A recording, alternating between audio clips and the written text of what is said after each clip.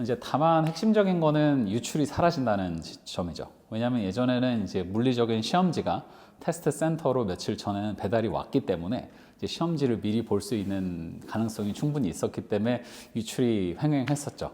다만 이제 디지털로 바뀌면서는 시험장에 들어가서 블루북 앱을 열기 전까지는 테스트 문제를 볼 수가 없다는 점이에요.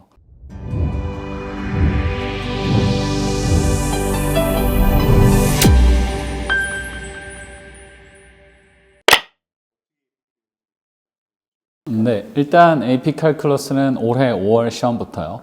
처음으로 디지털 포맷으로 바뀝니다. 그러니까 정확히는 이제 컬리지 보드가 사용하는 용어는 하이브리드 디지털이에요. 그러니까 완벽히 100%로 아직 디지털로 바뀌지는 않았습니다. 왜 그러냐면 이제 AP 시험의 전체적인 포맷은 변화가 없어요. 일단 객관식 파트가 1시간 45분, 그리고 서술형 파트가 1시간 30분. 그래서 총 3시간 15분짜리 시험인 거는 변함이 없는데, 이제 다만 테스트를 SAT 칠 때 사용하는 블루북 앱 있잖아요. 그 앱을 사용해서 AP 칼큘러스 시험을 보게 됩니다. 그러니까 실제로 시험장에 가면은 자기가 가져온 랩탑이나 태블릿을 열고 블루북 앱을 열어서 디지털 SAT 볼 때와 동일한 포맷, 블루북 앱 상에서 이제 시험 문제를 보게 되는 거죠. 그래서 객관식 파트는 완전히 디지털화 되었다고 보시면 됩니다. 객관식 문제가 스크린을 뜨면 풀고 답은 이제 스크린상에서 앱상에서 답을 입력하는 거죠. 다만 이제 서술형 파트는 아직 완전히 디지털로 구현이 안 돼서 컬리지 보드가 이제 하이브리드 디지털이란 말을 사용하고 있는 건데, 서술형 파트도 문제는 스크린에 떠요.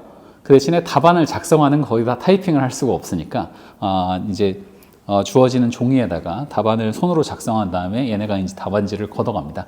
그래서 그걸 이제 스캔 떠서 본사로 보내서 채점을 나중에 하는 건데, 근데 어쨌건 뭐 얘네가 하이브리드라는 말을 쓰고는 있지만 실질적으로 객관식이든 서술형이든 문제 자체는 다 스크린에 뜨기 때문에 사실상 디지털화된 시험이라고 보셔도 될 것 같습니다. 그건 아직 공식적으로 공개된 사항은 없긴 한데요. 이제 다만 핵심적인 거는 유출이 사라진다는 점이죠. 왜냐하면 예전에는 이제 물리적인 시험지가 테스트 센터로 며칠 전에는 배달이 왔기 때문에 이제 시험지를 미리 볼 수 있는 가능성이 충분히 있었기 때문에 유출이 횡행했었죠. 다만 이제 디지털로 바뀌면서는 시험장에 들어가서 블루북 앱을 열기 전까지는 테스트 문제를 볼 수가 없다는 점이에요. 그래서 이제 유출이 완전히 사라지게 될 수밖에 없는 거죠. 이제 시험 시작 시간 전에는 그 누구도 문제를 볼 수가 없게 되는 거니까요. 다만 이제 테스트의 유형 면에 있어서는 이제 뭐 국가마다 보는 시차가 좀 있으니까 이제 시차를 이용해서 유출 비슷하게 플레이를 하시는 분들이 있을 수 있기 때문에 아마 뭐 미국이나 아니면 인터내셔널이나 뭐 그 정도 버전을 달리할 수는 있을 것 같아요. 근데 테스트 센터에서 바로 옆에 보는 학생이 문제가 달라질 수 있느냐에 관한 문제는 아직 뭐 공식적으로 나온 것도 없고 시험이 아직 시행이 안 됐기 때문에 확실히는 알 수는 없지만, 사실 칼큘러스 같은 경우에는 그렇게 퀘스천 뱅크를 크게 만들기가 어려울 거예요. SAT는 워낙 시험 보는 학생들도 많고 시장 자체가 크기 때문에 퀘스천 뱅크를 크게 만들어 놓고, 왜 요즘 디지털 SAT는 같은 날 같은 장소에서 시험을 봐도 문제가 순서가 바뀌거나 혹은 조금 다른 문제가 나오는 경우도 있는데, 칼큘러스는 그렇게까지 퀘스천 뱅크를 크게 만들기는 어렵기 때문에 아마도 같은 날 같은 장소에 가서 앱을 열어서 보는 시험 같은 경우에는 문제가 동일하지 않을까 싶긴 합니다. 그렇지만 유출이 이제 사실상 불가능해졌다는 점이 가장 큰 차이라고 볼 수 있죠. 커브는 사실상 거의 그 5점, 이제 AP 칼큘러스도 5점이 만점이잖아요. 그래서 5점, 4점 맞는 학생들의 비중을 조절하는 식으로 얘네가 주로 커브를 조정을 해요. 사실 절대평가다, 상대평가다 이렇게 얘기하기 좀 어렵고, 다만 5점을 받는 학생들의 비율이 매해 큰 차이가 없게 이런 식으로 조절하는 거라서요. 사실 뭐 문제가 어려웠다, 쉬웠다, 내가 망쳤다, 문제가 어려워서 이런 게 중요한 게 아니라 전체적으로 시험 난이도와 무관하게 5점을 받는 학생들의 비중을 조절하기 때문에 너무 거기에 크게 연연할 필요는 없고요.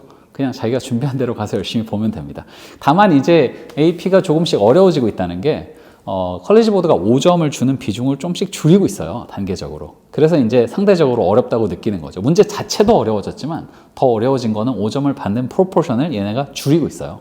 그래서 조금 더 옛날에는 솔직히 AP 칼큘러스 AB 같은 경우에는 뭐 너무 쉬워서 그냥 정말 공부 안 하는 학생들 말고는 대부분 5점을 받는 게 일상 다반사였는데 최근 한 2, 3년 전부터 코비드 이후부터 삐끗하면 4점 나오는 학생들이 꽤 늘어나기 시작했어요. 확연히 5점을 주는 비율을 얘네가 줄이고 있는 겁니다. 거기다가 아까 말씀드렸지만 데스모스를 쓸 수 있기 때문에 기본적인 문제의 세팅이 좀 더 복잡해졌을 거예요. 그렇기 때문에 5점을 받기가 예전보다 더 어려워진 건 거의 확실하다고 말씀드릴 수 있을 것 같습니다. AB랑 BC가 조금 다른데요. 캘큘러스 AB 같은 경우에는 해마다 좀 차이가 있긴 한데 한 보수적으로 봤을 때 한 60에서 68% 정도 사이의 문제를 맞추면 5점이 보통 나온다고 보시면 되고요. BC 같은 경우에는 조금 더 높아서 한 68에서 72 정도? 근데 그건 사실 해마다 좀 다르고 특히나 이제 이번에 처음으로 디지털 하이브리드로 바뀌는 시험이기 때문에 그 숫자에 너무 크게 연연하실 필요는 없어요. 어차피 일단은 첫 번째로 보는 새로운 포맷의 시험이기 때문에 일단은 결과를 좀 더 추이를 지켜봐야 될 것 같고요. 다만 이제 유념해야 될 거는 그 데스모스를 쓸 수 있기 때문에 기본 세팅이 복잡해진 문제들에 어떻게 대비할 것인가, 그게 훨씬 더 주안점을 둬야 되는 상황이고, 그 다음 아까 말씀드렸지만 유출이 불가능해졌다. 그래서 굉장히 환영할 만한 뉴스죠. 열심히 공부하는 학생들이 자기가 열심히 공부한 만큼의 결과를, 값진 결과를 이제 정당한 결과를 받아볼 수 있게 된 겁니다. 저만의 5점 만점 비법은요, 매핑입니다. 캘큘러스 전체가 범위가 굉장히 넓어요. 그래서